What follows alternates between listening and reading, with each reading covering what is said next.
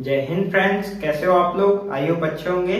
ठीक है, तो कल की क्लास में हमने क्वेश्चंस जो देखे थे, आई होप आपको समझ में आ गए होंगे। तो अब हम उनके आगे क्वेश्चंस कंटिन्यू करते हैं। इसके पहले जो भी न्यू लोग हैं पहले सब्सक्राइब कर दे, बेल आइकन दबा दे ताकि आपको कोई भी वीडियो मिस ना कर पाए। चलिए ठीक है, तो स्टार्ट करते हैं हम। आज हमारा सबसे पहला क्वेश्चन है कि सिद्ध कीजिए कि सदिशों, ये एक सदिश और ये एक सदिश में से प्रत्येक पर लंबवत मात्रक सदिश ये है तथा यह भी सिद्ध करिए कि साइन थीटा बराबर इसे करनी 125/156 है। ठीक है, तो ये थोड़ा सा एक नया टाइप का है। नया टाइप का नहीं बोलना चाहिए, बट एक थोड़ा सा बोल सकते हैं। ठीक है, अलग सा। तो क्या करते हैं, अब सबसे पहले मैंने आपको क्या सिखाया कि मैंने बताया कि अगर आपको क्वेश्चन सॉल्व करना है तो सबसे पहले आपको कहां जाना पड़ेगा। क्वेश्चन के लास्ट में क्या पूछा है, क्वेश्चन के लास्ट में बोला है कि प्रत्येक पर लंबवत मात्रक सदिश, लंबवत बोल दिया, इसका मतलब आपके दिमाग में सीधा आना चाहिए उन सदिशों का सदिश गुणन। ठीक है, समांतर बोला कि दिशा में बोला तो अदिश गुणन। अगर लंबवत बोला इसका मतलब आपके दिमाग में आएगा कि ठीक है भाई, यहाँ सदिश गुणन ही होना है क्योंकि लंबवत बोला है। ठीक है, लंबवत मात्रक सदिश, तो यहाँ सदिश गुणन आ गया। और लंबवत मात्रक सदिश का फॉर्मूला होता है, क्या होता है, अगर ये मान लिया सदिश ए है और ये सदिश बी है तो उन सदिशों का सदिश गुणन और बटे में उन सदिशों के सदिश गुणन का मापांक। ठीक है, तो ये फॉर्मूला होता है एकांक सदिश का, ये लंबवत एकांक सदिश का। ठीक है, और क्या बोला है कि सिद्ध करिए कि साइन थीटा बराबर से ये। तो अब बात आई यहाँ साइन थीटा की। तो साइन थीटा क्या कर रहा है, यहाँ पर साइन थीटा घूमने आया है। तो साइन थीटा क्या बोल रहा है कि मुझको कैसे निकालोगे। तो अब अपने को मालूम है कि सदिश या सदिशों का सदिश गुणन जब हमने पढ़ा था, उसका जो फॉर्मूला देखा था, तो उसमें क्या देखा था कि सदिश का सदिश गुणन हो रहा है तो उसका फॉर्मूला होता है ए का मापांक और बी का मापांक और क्या होता है साइन थीटा, और एक चीज और एक्स्ट्रा आई थी एन के, जो कि एकांक सदिश होता है। बट हमें यहाँ एकांक सदिश की वैल्यू नहीं दी है, हम इसको पुट नहीं कर सकते। तो क्या करते हैं हम, सबसे पहले हम एक काम करते हैं, ए क्रॉस बी का मापांक ले लेते हैं। तो इसका मापांक ले लिया मतलब इसका भी मापांक लेंगे, तो ये ऑलरेडी मापांक में है, बी ऑलरेडी मापांक में है, साइन थीटा का साइन थीटा, और ये एन केप जो है जब इसका मापांक लेंगे तो क्या होगा, एकांक सदिश है। मैंने बताया था कि एकांक सदिश का मापांक क्या होता है, हमेशा एक होता है, यूनिट होता है। तो ये हमारे पास फाइनली जिसके सहायता से हम साइन थीटा कैलकुलेट करेंगे, ये हमारा इक्वेशन आ गया। इससे भी कर सकते हैं पर इसमें एन केप है, इसमें थोड़ी डिफिकल्टी जाएगी। इससे क्या होगा कि हम साइन थीटा बराबर इसे क्या लिख सकते हैं, ए क्रॉस बी अपॉन ये। ठीक है, तो मैं इसको डायरेक्ट भी यहाँ लिख सकता था, बट आपको समझ में आना चाहिए। ठीक है, तो हम क्या लिखते हैं, फॉर्मूला कौन सा यूज होगा, हमारा फॉर्मूला होगा ये। ठीक है, तो हम क्या लिख देते हैं, यहाँ एक फॉर्मूला हमारा ये हो जाएगा और दूसरा फॉर्मूला क्या हो जाएगा, vector A cross vector B बराबर से ए बी और साइन थीटा।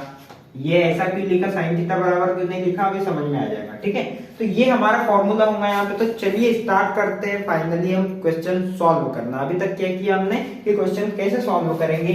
तो अब सबसे पहले जरूरत है यहाँ ए क्रॉस बी की, ए क्रॉस बी के मापांक की, और काय की जरूरत है, ए के मापांक की, बी के मापांक की। ठीक है, तो अब क्या करते हैं हम, सबसे पहले ए का मापांक, बी का मापांक, ए क्रॉस बी और ए क्रॉस बी का मापांक निकालते हैं। इतनी चीजें हमें निकालना पड़ेगा। ठीक है, तो अब देखते हैं, हम सिद्ध करना है हमें कि इसका जो लंबवत मात्रक सदिश है वो ये है। तो लंबवत मात्रक सदिश इसके बराबर ये रखेंगे हम। ठीक है, तो चलिए स्टार्ट करते हैं। तो सबसे पहले देख लेते हैं कि मानना दोनों सदिश में क्या पार्ट। ठीक है, मानना कि दोनों सदिश क्या है, क्रमशः ए व वेक्टर बी है, ये हमने मान लिया सबसे पहले। उसके बाद क्या करते हैं, दोनों सदिश को लिख लेते हैं, वेक्टर ए ये हो गया, वेक्टर बी ये हो गया। इसको आगे लिख लेते हैं, जगह का अभाव है हमारे पास। तो ए क्या लिख लेंगे, 2i कैप माइनस जे कैप प्लस के कैप और वेक्टर बी बराबर से 3i plus 4j minus k, यही है हमारे पास सदिश दोनों। अब क्या करते हैं भाई, अब हमें बोला एकांक सदिश तो a क्रॉस b निकालना पड़ेगा, तो हम यहाँ फॉर्मूले में भी रख के निकाल सकते हैं, पर अलग से निकाल के रखेंगे तो इजी रहेगा, ठीक है, आपको समझने में आसानी होगी। तो क्या रखेंगे, सबसे पहले a क्रॉस b निकालेंगे, या सबसे पहले हम क्या कर लेते हैं यहाँ पर मॉड a का मापांक और b का मापांक भी लगने वाला है तो वो निकाल लेते हैं। तो यहाँ निकालते a का मापांक, क्या हो जाएगा a का मापांक 2 का वर्ग 4, डायरेक्ट निकाल देता हूं मैं क्योंकि आपको तो आता है। ऋण 1 का मापांक वर्ग 1, और यहाँ कुछ नहीं मतलब 1 का स्क्वायर 1, ठीक। तो बराबरी से क्या आ गया हमारे पास 4 और 1 5 और 1 6, तो इसको करनी 6 लिख देंगे हम। अब b का मापांक निकाला तो मॉड ऑफ b क्या हो जाएगा, ये हो जाएगा भाई 3 का स्क्वायर 9, 4 का स्क्वायर 16 और ऋण 1 का वर्ग 1, तो 16 और 9 25, 25 और 1 26। तो हमारे पास b का मापांक कितना आ गया, b का मापांक हमारे पास आ गया 26 26, ठीक है। अब क्या करते हैं हम, अब निकालते हैं a क्रॉस b। तो a क्रॉस b मैंने बताया था आप कौन सी मेथड से निकालोगे, सारणिक रूप से निकालोगे। क्या हो जाएगा यहाँ 2 ऋण 1 1, 2 ऋण 1 1, 3 4 ऋण 1, ठीक है। तो ये हमारे पास ये हम वैल्यू रख दिए। उसके बाद क्या करते हैं हम, ये i के प्लस ये j के प्लस ये हो जाएगा हमारा k के, ठीक है। तो चलिए स्टार्ट करते हैं। यहाँ पे ये मेथड देखिए, इसको सॉल्व करना मैंने पिछली क्लास में सिखाया था। अगर जो भी न्यू लोग होंगे उनको ये समझ में नहीं आएगा, मतलब अच्छे से समझ में नहीं आएगा, इसलिए आपसे रिक्वेस्ट है कि पहले पुराने वीडियोस देख ले, पहले ही क्लास अटेंड करें ताकि आपको ये क्लियर हो जाए, ठीक है। तो ये आई कैप निकालना है तो आई कैप को छुपा दिया। यहाँ क्या है ऋण 1, यहाँ भी ऋण 1, ऋण 1 का गुना ऋण 1 में होता है तो 1 होता है, ऋण का धन हो जाएगा तो 1, ठीक है। उसके बाद 1 गुना 4, 4 एकम 4, तो 1 ऋण 4। जेकेप के लिए जेकेप को छुपा दो, ये यहाँ क्या है 1, 1 का गुना 3 में हुआ तो ये 3, 2 का गुना ऋण 1 में हुआ तो ऋण 2 हो जाएगा, ठीक है, ऋण 2 हो जाएगा। इतना क्लियर हुआ क्या, ठीक है। अब के कैप की बात आई तो इसको छुपा दो, यहाँ पे आ जाएंगे वापस 2 का गुना 4 में तो 8, ऋण 3 का गुना ऋण 1 में हुआ तो ऋण 3 हो जाएगा। तो क्या हो जाएगा, हम यहाँ कैसे लिखेंगे इसको, हम लिखेंगे 8 ऋण 3, ठीक है। ये हो गया सॉल्व। इसके बाद अब देखते हैं और आगे क्या होगा, तो ये हो जाएगा ऋण 3 आई कैप धन ऋण का गुना होगा तो धन होगा और 3 और 2 5 जे कैप हो जाएंगे, धन 8 ऋण का धन हो जाएगा तो 8 और 3 कितने हो जाएगा 11 के कैप। तो हमारे पास a क्रॉस b की वैल्यू क्या आ गई, ये हमारे पास a क्रॉस b की वैल्यू आ गई। अब क्या और निकालना है, हमारे पास ये आ गया, ये दोनों आ गए। अब हमें a क्रॉस b का मापांक निकालना है, तो देखते हैं हम कैसे निकालेंगे। तो a क्रॉस b ऋण 3 का स्क्वायर धन 5 का स्क्वायर धन 11 का स्क्वायर, ठीक है। तो यहाँ मैं कहाँ लिख दूं इसको, मैं यहाँ लिख देता हूँ, ठीक है। तो क्या हो जाएगा हमारे पास, ये हो जाएगा करनी में 3 का स्क्वायर या ऋण 3 का स्क्वायर 9 धन 5 का स्क्वायर 25 धन 11 का स्क्वायर होता है, आप निकाल के देख लीजिएगा, ठीक है। 121 बराबरी से 9 25 कितने हो गए 34, 34 और 34 30 और 20 50, तो ये 55 155 आ जाएगा हमारे पास, ठीक है। तो इनको जब जोड़ेंगे तो 155 आ गया। ये किसकी वैल्यू है, ये हमारे a क्रॉस b की वैल्यू आई, बात समझ में। अब देखते हैं हम क्या कि प्रत्येक पर लंबवत मात्रक सदिश, ये फॉर्मूले में वैल्यू पुट कर देते हैं। तो हमें क्या दिया है कि a cross vector b upon mod of vector a cross vector b बराबरी से हमें क्या प्रूफ करना है, ये प्रूफ करना है। तो हम यहाँ वैल्यू रखते हैं, ठीक है। यहाँ प्लस माइनस साइन लिया है, इसका उतना कुछ मतलब नहीं है। अगर आपको क्वेश्चन में प्लस माइनस साइन दिया है, इसको समझने की जरूरत नहीं है। अगर प्लस माइनस साइन दिया है तो आप जनरली यहाँ पे प्लस माइनस साइन ले लेना, ठीक है, उसमें कोई दिक्कत नहीं है। जनरली ये क्वेश्चन में कोई क्वेश्चन में दिया रहता है, कोई क्वेश्चन में दिया नहीं रहता है, इसका कोई इश्यू नहीं है, ठीक है। तो क्या होता है यहाँ a क्रॉस b की वैल्यू अगर हम रखें तो a क्रॉस b हमारे पास ये तो यहाँ रखेंगे ऋण 3 आई कैप धन 5 जे कैप धन 11 के कैप। बटे में क्या रखेंगे हम, बटे में रखेंगे इसका मापांक मतलब करनी 155। ये हमने प्रूव कर दिया कि भाई हाँ इसके लंबवत एकांक सदिश है, इसके लंबवत मापांक मात्रक सदिश क्या हो जाएगा, ये हो जाएगा। और ये हमको प्रूफ करने का बोला था, ठीक है। तो इस टाइप से हमने ये प्रूव करा। उसके बाद एक और चीज रह गई है यहाँ पर, एक और चीज क्या रह गई कि उसने बोला है कि शासनी में सिद्ध करना है कि साइन थीटा बराबर से इतना होता है। तो अब यहाँ भी वैल्यू रख देते हैं, ठीक है। तो अब क्या है हमारे पास फॉर्मूला, हमारे पास फॉर्मूला है a क्रॉस b बराबर ही से ये a का मापांक b का मापांक और साइन थीटा। इसकी वैल्यू क्या है हमारे पास 155 करनी 155 बराबर ही से इन दोनों की वैल्यू क्या है, करनी 6 करनी 26 करनी 6 और गुना करनी 26 और ये साइन थीटा। जब इन दोनों का गुना करेंगे तो अभी ठीक है। अब क्या करते हैं, यहाँ 155 है 155 बराबर ही से इन दोनों का गुना करेंगे तो क्या हो जाएगा 6 36 3 6 दूनी 12 और 3 15 तो 156 साइन थीटा, ठीक है। अब क्या करते 100 को पक्षांतर कर देते तो ऊपर हमारे पास 155 नीचे हमारे पास करनी 156 बराबर ही से साइन थीटा। तो क्या हम इसको ऐसा लिख सकते हैं कि साइन थीटा बराबर ही से करनी 155 बटे 156 और ये हमें सिद्ध करना था और ये हमने सिद्ध कर दिया। तो ये हमारे पास साइन थीटा की वैल्यू आ गई। आई बात समझ में। तो ये इतना लंबा चौड़ा क्वेश्चन था, आई होप आपको समझ में आया होगा। मैंने बहुत कोशिश करी कि आपको समझ में आ जाए, ठीक है। तो ये क्वेश्चन था, इतना बड़ा क्वेश्चन एग्जाम में नहीं आएगा क्योंकि जनरली इससे शायद 2 नंबर का और 1 नंबर का क्वेश्चन आने वाला है, तो इतना बड़ा क्वेश्चन नहीं आएगा। बट आपको कॉन्सेप्ट क्लियर रहना चाहिए, समझने के लिए मैंने बता दिया, ठीक है। ठीक है, तो और देखते हैं हम नेक्स्ट क्वेश्चन क्या हो सकता है इसमें। तो नेक्स्ट क्वेश्चन क्या होगा, इसको मैं रफ कर देता हूं पहले।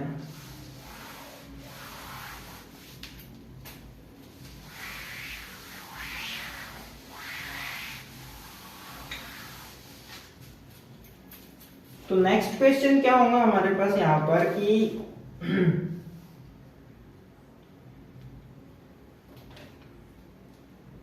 ठीक है, एक क्वेश्चन है ये ले लेते हैं। लैम्डा व म्यू के मान ज्ञात कीजिए। लैम्डा और म्यू तो आप जानते होंगे, ये होता है लैम्डा और ये होता है, इसको म्यू बोलते हैं इसको, ठीक है। तो लैम्डा और म्यू के मान ज्ञात कीजिए यदि 2 6 27 यदि 2 6 27 का क्रॉस है एक लैम्डा म्यू से, एक लैम्डा म्यू से बराबरी से 0, ठीक है। तो क्वेश्चन में हमें ये दे दिया है और हमें क्या बोला है कि लैम्डा और म्यू की वैल्यू हमें ज्ञात करना है, ठीक है। तो चलिए देखते हैं कि इसको किस टाइप से क्वेश्चन को हम करेंगे। तो यहाँ 0 पे उसने वेक्टर लगा दिया है, ठीक है। अब क्या करेंगे, सेम वही क्रॉस, यहाँ क्रॉस दिया है, इन दोनों का सदिश गुणन दिया है। तो सबसे पहले हमारा काम है कि जो दिया है, जो बोला है वो करना है, ठीक है। तो क्या करेंगे हम, यहाँ पर करेंगे हम इन दोनों का सदिश गुणन। क्या हो जाएगा, यहाँ लिखेंगे हम आई कैप जे कैप, ठीक है। क्या हो जाएगा 2 6 27 एक लैम्डा म्यू, एक लैम्डा म्यू बराबरी से कितना हो जाएगा 0। क्या करेंगे, इसको आगे सॉल्व करेंगे तो ये हो जाएगा, ठीक है, आई कैप प्लस जे कैप प्लस के कैप बराबरी से 0, ठीक है। आई बात समझ में। आई कैप निकालना है, इसको छुपा दो, 6 का गुना म्यू में होगा तो ये हो जाएगा 6 म्यू, 27 का गुना लैम्डा में होगा तो ऋण 27 लैम्डा धन जे निकालना है 27 एकम 27 ऋण 2 म्यू हो जाएगा। के कैप निकालना है 27 के बाद 2 का गुना लैम्डा में होगा तो 2 लैम्डा, 6 का गुना 1 में तो ऋण 6 कम 6। इतना क्लियर हुआ क्या? मैंने पहले की क्लासेस में भी आपको बताया था कि जीरो के साथ कुछ भी करो वो जीरो ही रहता है। कैसे?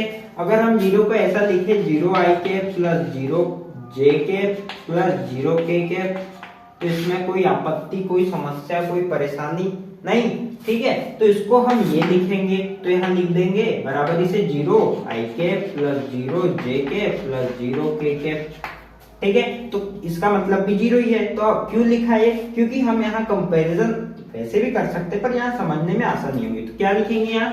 कंपैरिजन करने पर या तुलना करने पर, तुलना करने पर क्या हुआ हमारे पास तुलना करने पर क्या हुआ? अब इसकी तुलना इससे करेंगे, जे कैप वाले की तुलना जे कैप से करेंगे, के कैप वाले की के कैप से करेंगे। तो हमें कहाँ तुलना करने की जरूरत है? हमें तुलना करने की जरूरत है यहाँ और यहाँ। इसकी तुलना क्यों नहीं करेंगे? क्योंकि यहाँ समीकरण हमारे पास अगर इसकी तुलना करी तो 6 म्यू ऋण 27 लैम्डा बराबर से जीरो आएगा। और हमें मालूम है कि एक समीकरण में अगर दो अदिश राशियां हैं, दो अदिश राशि है लैम्डा और म्यू, तो एक समीकरण दिया हो और दो अदिश राशियां दी हो तो वो हम ज्ञात नहीं कर सकते। दो अदिश राशि को ज्ञात करने के लिए हमें मिनिमम दो समीकरण की आवश्यकता होगी, ठीक है। ये सारी चीजें आपने पढ़ी भी होंगी और आगे और पढ़ेंगे भी हम, ठीक है। तो क्या कंपेयर क्या करेंगे हम? कंपेयर किया तो क्या हो गया हमारे पास 27 ऋण 2 म्यू बराबर से जीरो, और यहाँ हो गया 2 लैम्डा ऋण 6 बराबर से जीरो। क्या हो जाएगा? यहाँ ये ऋण है तो इसको इधर भेजेंगे तो धन में हो जाएगा, तो 27 बराबर से धन 2 म्यू हो जाएगा, ठीक है। तो क्या हो जाएगा? ये 27/2 बराबर से म्यू। तो हमारे पास म्यू की वैल्यू क्या आ गई? 27/2, ठीक है। उसके बाद 2 लैम्डा बराबर से ऋण को जब इधर पक्षांतर करेंगे तो ये धन 6 हो जाएगा, तो लैम्डा बराबर से 6/2 हो जाएगा। तो 2 का 2 से 3 बार में कट जाएगा तो लैम्डा बराबर से 3 आ जाएगा। तो इस टाइप से हमारे पास म्यू की और लैम्डा की वैल्यू आ गई। हमने म्यू और लैम्डा की वैल्यू कैलकुलेट कर ली। तो इस टाइप का क्वेश्चन है, छोटा सा क्वेश्चन था, एग्जाम में आ सकता है, ठीक है, और बहुत इजी भी है, ठीक है। तो आई होप आपको समझ में आया होगा। एक और क्वेश्चन देख लेते हैं हम इसमें, फिर हमारी ये एक्सरसाइज खत्म हो जाएगी। इसमें और कोई दूसरे टाइप के क्वेश्चन नहीं है, इतने ही टाइप के क्वेश्चन आपको पढ़ना है और इतने ही टाइप के क्वेश्चन है भी। तो एक क्वेश्चन है हमारे पास, यदि a प्लस बी प्लस सी बराबर से जीरो हो, यदि if vector a plus vector b plus vector c बराबर से जीरो हो, तो क्या बोल रहा है? वो बोल रहा है कि सिद्ध कीजिए कि a क्रॉस b बराबर b क्रॉस c बराबर c क्रॉस a, ठीक है, cross b cross c cross a, ठीक है। तो ये हमें सिद्ध करने का बोल रहा है। हमें ये दे दिया है, बोल रहा है कि यदि a प्लस बी प्लस सी बराबर से जीरो हो तो सिद्ध कीजिए कि a क्रॉस b बराबर b क्रॉस c बराबर c क्रॉस a। आई बात समझ में? सॉरी, ठीक है। तो क्या करते हैं हम? मान लिया कि ये जो तीनों सदिश है a b c, ये त्रिभुज के तीन भुजाओं को दर्शाते हैं, ठीक है। जब भी आपको ये क्वेश्चन दिया जाए तो आपको लेना है कि ये त्रिभुज के तीन भुजाओं को दर्शाते हैं, ठीक है। तो ये मान लिया ये वेक्टर a, वेक्टर b और वेक्टर c, ठीक है। तो ये vector a, vector b, vector c कोई भी ले सकते हैं, इसको a ले सकते हैं, b ले सकते हैं, कुछ भी, ठीक है। तो ये हम ले लेते हैं बिंदु ABC, ठीक है। आप लिख लीजिएगा कि माना कि ABC त्रिभुज है जिसके स्थिति सदिश a, b और c है करके, ठीक है। तो ये यहाँ पर a होता है। अब क्या करते हैं भाई? अब हम करते हैं a plus b plus c बराबर से जीरो बोल रहा है, ठीक है। क्या करते हैं? सबसे पहले a क्रॉस b बोला है तो हमें क्या सबसे पहले दिमाग में आना चाहिए कि ये जो दिया है इसमें से कुछ की तो वैल्यू हमें फाइंड करें या कुछ की वैल्यू तो हम फाइंड करें। तो क्या कर सकते हैं हम? सिंपली a क्रॉस b निकालना है या b क्रॉस c निकालना है या c क्रॉस a निकालना है। तो क्या करते हैं हम सबसे पहले कि ये जो समीकरण है इसमें वेक्टर a का क्रॉस मल्टीप्लीकेशन कर देते हैं। सदिश या ऐसा लिखते हैं इसको, वेक्टर a का सदिश गुना करने पर, सदिश गुना करने पर, ठीक, सदिश गुना करने पर क्या हो जाएगा? तो ये हो जाएगा vector a cross vector A plus vector B plus vector C. आई बात समझ में? इसके बाद क्या करेंगे हम, इसको लिख देंगे ए क्रॉस, यहाँ पर क्या है vector A plus A cross vector B plus A cross vector C बराबर इसे 0। ए क्रॉस ए दोनों समान है। मैंने बताया था कि जब समान सदिश हो आई कैप का क्रॉस मल्टीप्लीकेशन आई कैप से होगा तो 0 होता है, जे कैप का जे कैप से होगा तो 0 होता है, वेक्टर ए का वेक्टर ए से होगा तो 0 होता है, वेक्टर सी का वेक्टर सी से होता है। तो जब दो समान सदिशों का चाहे वो एकांक हो चाहे कोई हो, तो जब दो समान सदिशों का सदिश गुणन होता है तो 0 हो जाता है। तो a क्रॉस ए भी 0 हो जाएगा, तो हमारे पास बचेगा क्या, a क्रॉस b धन a क्रॉस c। तो हम क्या करते हैं, इसको इधर पक्षांतर कर देते हैं, तो vector a cross vector b बराबर इसे ऋण vector a cross vector b। अब हमने क्या देखा था कि जब सदिश गुना होता है तो अगर मान लीजिए मैंने a क्रॉस b, ये क्रम विनिमय नियम का पालन नहीं करता है, ये भी बताया था मैंने। तो क्रम विनिमय नियम के अनुसार अगर a क्रॉस a का गुना b में कर रहे हैं तो b का गुना अगर a में कर रहे हैं तो ये दोनों बराबर नहीं है। ठीक है, हमने अदिश गुणन में क्या देखा था, a डॉट b बराबर b डॉट a, क्योंकि उसमें दिशा नहीं होती, वो अदिश गुणन होता है। बट यहाँ सदिश गुणन है, ठीक है, तो a क्रॉस b बराबर नहीं होगा b क्रॉस a के। तो क्या होगा, यहाँ ऋण a क्रॉस b को हम क्या लिख सकते हैं, तो यहाँ लिखेंगे vector a cross vector b बराबर इसे यहाँ क्या हम vector c cross vector a लिख सकते हैं। ये हमारा पहला इक्वेशन हो जाएगा। आई बात समझ में? उसके बाद क्या करते हैं हम, वेक्टर c से गुना करते हैं, सॉरी वेक्टर b से, एक बार a से कर दिया, वेक्टर b से गुना करने पर वेक्टर b से गुना करेंगे तो क्या हो जाएगा, ये हो जाएगा vector b into a plus b plus c बराबर इसे 0। तो हो जाएगा vector b cross vector a धन vector b cross vector b धन vector b cross vector c बराबर इसे 0। ये 0 हो जाएगा। ठीक है, तो क्या बचेगा यहाँ, vector b cross vector a बराबर, इसको जब इधर पक्षांतर करेंगे, या हम एक काम करते हैं, हाँ चलिए उधर पक्षांतर कर देते, इसको पक्षांतर करेंगे तो ये ऋण b क्रॉस वेक्टर c हो जाएगा। बट अब यह क्या करते हैं, हमारे पास b क्रॉस a लिखा है, बट हमें यहाँ सिद्ध करने में कहीं भी b क्रॉस a नहीं दिख रहा है, a क्रॉस b दिख रहा है। इसलिए क्या करते हैं, हम इसको जब पलटेंगे तो ये हो जाएगा ऋण a क्रॉस b बराबर इसे ऋण b क्रॉस c, ऋण दोनों साइड है तो कैंसिल हो जाएंगे। तो हमारे पास फाइनली क्या आ गया, vector a cross vector b बराबर vector b cross vector c, equation number 2।